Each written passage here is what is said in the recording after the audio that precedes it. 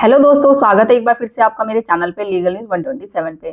दोस्तों, आज की वीडियो में मैं बात करूंगी, जैसे आप सबको पता है मैट्रिमोनियल केसेस में सबसे ज्यादा इंपॉर्टेंट कौन सा केस होता है जो पत्नियां करती है, मेंटेनेंस का। और अगर मेंटेनेंस का ही केस जैसे कि खत्म कर दिया जाए, जीरो बेस पे खत्म कर दिया जाए या फिर कम कर दिया जाए, तो जो ये मैट्रिमोनियल केसेस होते हैं वही पूरी तरीके से खत्म हो जाएंगे। तो हर एक हस्बैंड यही चाहता है कि भाई जो भी उनपे मेंटेनेंस केस का चल रहा है या एलमनी केस चल रहा है, तो वो चाहते हैं कम से कम हो जाए या फिर जीरो हो जाए, तो उनकी आधी प्रॉब्लम ही सोल्व हो जाएगी और ये जो केसेस चल रही है ना, केसेस ही खत्म हो जाएंगे। अब इनको करने के लिए क्या कर सकते हैं, ऐसा क्या तरीका है, क्या ऐसे कानून अधिकार है कि हम जो कर सकते हैं, आपको क्या ऐसा करना चाहिए वो मैं बताऊंगी। एक ऐसा ही मिलता जुलता केस आया था हमारे पास, ठीक है, जो हमने किया था, जीरो मेंटेनेंस कर दिया था उस केस का, ठीक है। तो उस बेस पे मेंटेनेंस जो पूरी तरीके से रद्द हो चुका था, पत्नी को कुछ भी नहीं मिला था। तो क्या ऐसा तकनीक है, मैं आपको बताऊंगी, वीडियो में एंड तक बने रहिएगा पूरी जानकारी पाने के लिए, ठीक है। और चैनल पर नए जुड़े हैं तो चैनल को लाइक करना, शेयर करना, सब्सक्राइब करना बिल्कुल मत भूलिए और साथ ही बेल आइकन दबा दीजिए ताकि आपको टाइम टाइम पे मेरे वीडियो की नोटिफिकेशन भी मिलती रहे। तो दोस्तों, जैसे आप सबको पता है, जब भी हस्बैंड वाइफ में डिस्प्यूट चलता है तो पत्नी वही है कि बदला लेने की भावना में, ईगो के, भाई वो मेरी बात नहीं मान रहा, तो झूठे केसेस कर दिया, 498 के डीवी केसेस कर दिया। अब उसके बाद भाई पैसे भी लेने तो मेंटेनेंस का केस कर दिया सीआरपीसी के थ्रू, ठीक है। तो वो मेंटेनेंस के वही है कि जो बड़ा चढ़ा के बोलना, वो सारी चीजें करनी कि जितनी आपकी सैलरी इनकम है नहीं, तो उतनी वो दिखाना, उससे डबल दिखाना कि भाई जो मैं बोलूंगी वो कोर्ट दिखा दे देगा मुझे, ठीक है। तो ऐसा कुछ नहीं होता है, कभी कभी सुप्रीम कोर्ट, हाई कोर्ट भी ऐसे जजमेंट कर देता है, जैसे कल परसों वीडियो आई थी। बट ऑलमोस्ट जो होता है कि सारी चीजें दोनों पार्टी की देखी जाती है, अच्छे से देखी जाती है, समझी जाती है कि दोनों पार्टी कहाँ वर्किंग है, उनकी इनकम क्या है, उनकी लाइबिलिटी क्या है, एजुकेटेड है या नहीं है, कहाँ जॉब कर रहे हैं। उसी बेस पे, ये नहीं कि पत्नी ने जो बोल दिया उसी बेस पे पति को एक भाई, एक वो होता है ना, मेंटेनेंस ना हो गई, एक सजा हो गई कि आपको सुना दी भाई आपको मेंटेनेंस देना है तो देना ही है। तो इस तरीके से नहीं होता, ठीक है। अब देखो, बच्चा है तो बच्चे की तो मेंटेनेंस देना पड़ेगी, भले वो एक इनिशियल अमाउंट होता है, चलो इतना ज्यादा नहीं होता, अगर बच्चा है भाई आपकी भी रिस्पॉन्सिबिलिटी है। मेन है, फोकस है जो पत्नी है उसका मेंटेनेंस हम किस तरीके से कम करें, जीरो करें या फिर कम से कम करें, तो वो होना चाहिए ताकि पूरा केसेस ही खत्म हो जाए, पूरी तरीके से टेंशन ही खत्म हो जाए, ठीक है। तो इसमें आपको ये मैं बताऊंगी, देखो, पहला तो आपको ये देखना है कि वाइफ है जो एजुकेटेड कितनी है, कितनी पढ़ी लिखी है वाइफ, लाइक उसकी हाई क्वालिफिकेशन क्या, ग्रेजुएट है, पोस्ट ग्रेजुएट है, ठीक है। तो ये पता करना है क्योंकि मोस्ट इम्पैक्ट इससे भी पड़ता है, ठीक है। पहले ये नहीं होता था कि देखो, और दूसरा कि भाई पढ़ी लिखी हो या ना हो मेंटेनेंस देना ही देना है, बट अभी फर्क पड़ता है। सेकंड, कि वो जॉब कहाँ कर रही है, किस कंपनी में जॉब कर रही है, आपको पता करना है। देखो, और सिंपल सी बात है, अगर वो शादी से पहले जॉब कर रही थी, चलो आप शादी हुई, आपको पता चला जॉब करती थी, उसके बाद जॉब छोड़ दी उसने, अब जब आप दोनों में डिस्प्यूट हुआ, मायके चली गई, उसके बाद भी आपको पता चला जॉब कर रही है, बट जब वो कोर्ट में आती है, उससे पूछा जाता है, तो वो साफ डिनाई कर देती है कि नहीं मैं जॉब नहीं कर रही हूँ, ठीक है। तो इस बेस में आपको एविडेंस इकट्ठे करना है, आपको पता करना है, एक तो पहले शादी से पहले वो कहाँ जॉब करती थी, किस कंपनी में करती थी, कितनी उसकी क्वालिफिकेशन है, ये सारा पता करना है, एविडेंस आपको रखने हैं, कोर्ट में सबूत के तौर पे एज जमा करना है, ठीक है। उसके बाद अभी जब आपको पता है कि नहीं, अब वो इस बीच में जब से लड़ाई हुई है उसके बाद वो जॉब कर रही है, खुद सेटल है, अच्छी खासा उसकी अर्निंग है, इनकम है, मेरे से ज्यादा ही है, बल्कि अगर कम भी हो तो नहीं, बट फिर भी कर रही है जॉब वो, ठीक है, तो अपनी लाइफ अच्छे से सेटल कर सकती है। मेरे पैसे पे या मेंटेनेंस पे रहने के, डिपेंड रहने की उसको जरूरत नहीं है।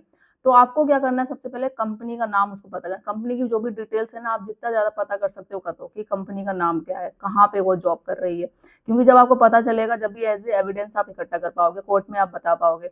अगर अब होता है ना कि काफी हस्बैंड क्या होता है, इलीगल तरीके से भी, देखो, कंपनी डिटेल्स इकट्ठे कर लेते हैं। अब ऐसा नहीं कि आप, अगर वो आप दे दोगे जाके कि हाँ भाई ये कंपनी पे यहाँ पे जॉब कर रही है पत्नी, इसकी सैलरी इतनी है, तो वो साफ अगर कोर्ट पूछेगा तो मना कर देगी, डिनाइन कर देगी कि कहाँ से है, आपको कहाँ से मिला, मैं तो कर ही नहीं रही। तो हो सकता है कि आप पे हो जाए, बट लीगल तरीके से आप कैसे पता कर सकते हो कि 91 सीआरपीसी और 94 ये जो नया कानून हमारा हुआ था बीएनसी, इसके थ्रू एक एप्लीकेशन आप डाल सकते हैं, ठीक है, कोर्ट में, ठीक है। तो जो भी है सैलरी है जो कोर्ट है उसकी पता करा सकता है। अगर कोर्ट ने पूछा पत्नी से कि आप यहाँ पे वर्किंग हो, तो वाइफ ने डिनाइड कर दिया कि नहीं मैं तो जॉब ही नहीं कर रही, फिर क्या है, कोर्ट खुद ही उस ये एप्लीकेशन के थ्रू पूरा सैलरी वैलरी सब रिकॉर्ड का जो भी है इनकम वगैरह बनवाएगा, क्योंकि जब आपसे पूछा जाता है, इनकम एफिडेविट मंगाया जाता है दोनों पार्टी से, तो आपने तो बता दिया यहाँ यहाँ वर्किंग है आप, ठीक है, और पत्नी ने क्या कह दिया, भाई मैं तो जॉब ही नहीं कर रही, मैं तो कहीं पे वर्किंग ही नहीं हूँ, तो उसने साफ मना कर दिया। फिर जब आपने एप्लीकेशन डाली ना, कोर्ट ने जब रिकॉर्ड मंगवाया, तो फिर वो डिनाई नहीं कर सकती, उसको एक्सेप्ट करना पड़ेगा, क्योंकि कोर्ट ने पूरा लीगल तरीके से सारी कार्रवाई करी है। ठीक है, उसमें मंगाया कि हाँ आप यहाँ जॉब कर रहे हो, यहाँ की सैलरी है, तो मना नहीं कर सकती। तो ऐसे ही एक केस आया था, ठीक है, तो जैसे लॉ कोर्ट में आया, फैमिली लॉ में, तो उसने मना कर दिया। जब हस्बैंड ने अपने इनिशिएटिव पे सारे एविडेंस इकट्ठे करे कि नहीं हम ये नहीं मानते, सुप्रीम कोर्ट में केस गया, तो वहां पे भी सुप्रीम कोर्ट ने एक्सेप्ट कर लिया कि हाँ ये सारी तरीके हैं जो लीगल वे पे ही है और ये एक्सेप्ट करना पड़ेगा। वाइफ ने जब डिनाइड किया तो भाई वो सारे रिकॉर्ड्स है, डिनाई किस बेस पे कर रहे हो, तो जो भी उसको मेंटेनेंस मांग रही थी वो पूरी तरीके से है जो कि कैंसिल हो गया, जीरो मेंटेनेंस हो गया। तो इस बेस पे तो आपको यही करना है। देखो बहुत सारे हस्बैंड यही कंफ्यूज होते हैं कि भाई किस तरीके से बढ़ रहे हैं। देखो बहुत सारी ऐसे टेक्निक है, बहुत सारे ऐसे कानून लो है, कानून अधिकार है, जिस तरीके से आप पत्नी का बिल्कुल जीरो मेंटेनेंस कर सकते हैं या कम खत्म ही कर सकते हैं। बस आपको अधिकार जानने की जरूरत है, आपके क्या अधिकार है, किस तरीके से कर सकते हैं। अगर पत्नी आपके पास प्लान कर रही है, आपके साथ गेम खेल रही है, तो आपको भी उसका अपोजिट ही करना पड़ेगा आपको, क्योंकि जीरो मेंटेनेंस देना है या फिर चाहते हो कम से कम देना है, तो फाइट तो आपको करनी पड़ेगी ना। क्योंकि अगर आप चाहोगे नहीं भाई, अब यही सोचते रहोगे कुछ नहीं होने वाला, कोर्ट तो दिला ही देती है, चाहे हम कितना भी फाइट कर ले, कोर्ट ने अगर कर लिए ना कुछ भी हो गया तो मेंटेनेंस तो देना ही देना है, चाहे हम जितना भी फाइट कर ले। तो ऐसा नहीं होगा, अगर आप यही सोच लोगे स्टार्टिंग में तो फिर तो देना ही पड़ेगा। पॉजिटिव होकर सोचो ना, क्यों देना पड़ेगा भाई, किस बेस पे देना पड़ेगा, आपने गलती क्या करी, गलती तो आपने कुछ करी नहीं है, तो हमें पैसे नहीं देने, गलती बिना किए हुए हम पैसे भी दे दे, क्यों दे। तो फाइट करो ना देने के लिए। बहुत सारे ऐसे टेक्निक है, मैंने बहुत सारी ऐसी वीडियो बनाई है कि मेंटेनेंस ना देना पड़े, खत्म हो जाए या कम से कम हो जाए, तो उसके लिए क्या क्या स्टेप आपको उठाने पड़ेंगे, क्या ऐसे कानून अधिकार है, किस हिसाब से लड़ना पड़ेगा कोर्ट में आपको, तो वो सारी चीजें आप अपनाओ, देखो, और हम 100% श्योर आपको सक्सेसफुल मिलेगी ही मिलेगी। बस आपको लड़ना है, ठीक है। जैसे बता दिया, वाइफ पढ़ी लिखी है, उसकी क्वालिफिकेशन पता करो, वो कहाँ पे काम कर रही है, क्योंकि वो मना करेगी बट आपको पता करना है। अब पता करने के लिए या हो सकता है कोई फ्रेंड सर्कल आप देख लो, या रिलेटिव में किसी से बात कर लो, या फिर ज्यादा होगा कोई डिटेक्टिव हायर कर लो। बहुत सारे ऑप्शन होते हैं, वो किस तरीके से आपको करना है वो कर लो आप, ठीक है। क्योंकि ऐसे ऐसे बहुत सारे हाई कोर्ट सुप्रीम कोर्ट के जजमेंट आया, पढ़ी लिखी होके ये तो जॉब कर रही है, उस पर भी जीरो मेंटेनेंस हुआ है या कम भी मेंटेनेंस हुआ है, ठीक है। तो इस बेस पे आप क्यों नहीं कर सकते। जजमेंट आप देखो, मेरी वीडियो भी आपको काफी मिल जाएगी, उसमें आप जाएंगे तो, ठीक है। और वैसे ऐसे बहुत सारे ऑप्शन भी बताती हूँ कि आपको क्या करना चाहिए, क्या क्या ऐसा स्टेप लेना चाहिए, किस तरीके से आप अपने मेंटेनेंस को जीरो कर सकते हो।